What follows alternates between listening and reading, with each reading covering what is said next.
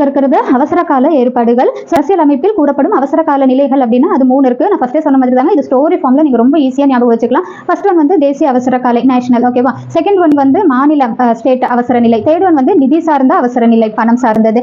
இந்த தேசிய அவசர நிலை வந்து சட்டப்பிரிவு 352ல சொல்லப்பட்டிருக்கு.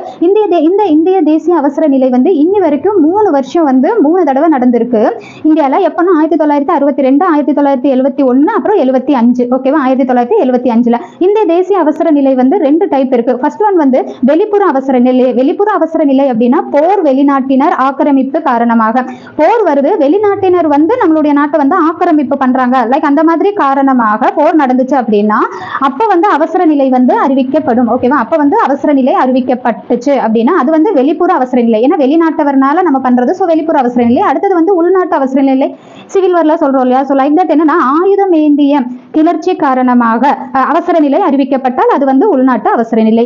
இந்தியாவின் பாதுகாப்பிற்கு அச்சுறுத்தல் ஏற்பட்டால், இந்தியா பாதுகாப்பா இருக்கிறதுனால தான் நம்மளால வந்து எங்கேயும் போக வர எல்லாம் வந்து முடியுது, ரைட்டா. ஆனா அந்த இந்தியாவுடைய பாதுகாப்பிற்கே ஏதாவது அச்சுறுத்தல் ஏற்பட்டுச்சு அப்படின்னா குடியரசுத் தலைவர் இருக்காங்க இல்லையா, அவங்க வந்து அவசர நிலையை அறிவிக்கலாம் அப்படின்னு சொல்லி அதுக்குண்டான ரைட்ஸ் வந்து குடியரசுத் தலைவருக்கு தான் இருக்கு அப்படின்னு 352 சட்டப்பிரிவுல சொல்லப்பட்டிருக்கு, ஓகேவா. அடுத்தது வந்து மாநில அவசர நிலை. இது வந்து 356 சட்டப்பிரிவு. இது வந்து இந்தியாவில் பஞ்சாப்ல வந்து 1951 வருஷத்துல முதல் முறையா அமல்படுத்தப்பட்டது. ஒரு முறை இந்த மாநில அவசர நிலை பஞ்சாப்ல ஏற்பட்டிருக்கு. அதிகபட்ச அவசர நிலை காலம் அப்படின்னா 3 ஆண்டுகளுங்க. நீட்டிக்க பரிந்துரைப்பவர் தேர்தல் ஆணையம். இது என்ன அப்படின்னா, இப்ப வந்து ஒரு ஸ்டேட்ல வந்து ஏதாச்சும் ப்ராப்ளம் போகுது, ஆனா அந்த டைம் எலெக்ஷனும் இருக்கு அப்படின்னா எலெக்ஷன் இந்த ப்ராப்ளம்னால எலெக்ஷன் நடக்காது அப்படின்னு சொல்லும்போது அந்த ஒரு டைம் ஒரு வருஷம் மட்டும் வந்து நம்மளுக்கு வந்து அவசர நிலை அப்படின்னு சொல்லி அக்செப்ட் பண்ணிக்குவாங்க. ஆனா இதுவே செகண்ட் டைமும் நீடிக்குது அப்படின்னா தேர்தல் சர்டிபிகேட் வந்து ப்ரொவைட் பண்ணணும் தேர்தல் ஆணையத்துக்கு, சரியா.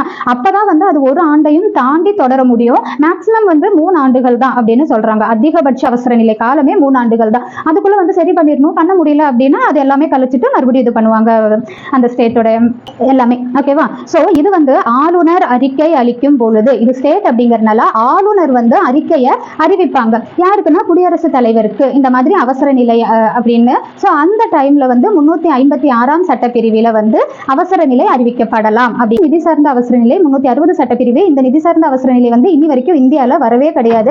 சப்போஸ் அப்படி வந்துச்சு அப்படின்னா, அது ஸ்டோரி தாங்க, அப்படி வந்துச்சு அப்படின்னா என்ன பண்ணுவாங்க அப்படின்னா central and state government employees இருக்காங்க இல்லையா, அவங்களுடைய சேலரி எல்லாமே கம்மி பண்ணப்படும், will be deducted, including high court, உச்சநீதிமன்றம், உயர்நீதிமன்றம், சுப்ரீம் கோர்ட் நீதிபதிகளுடைய சேலரியும் சேர்த்தி இந்த சேலரி டிடக்ட் பண்ணலாம் அப்படின்ட்டு சொல்லி யார் சொல்லணும் அப்படின்னா குடியரசுத் தலைவர். அப்ப குடியரசுத் தலைவரின் ஓர் ஆணையின் மூலம் குறைக்கப்படலாம். இது வந்து நாளைக்கு பார்க்கலாம். நன்றி.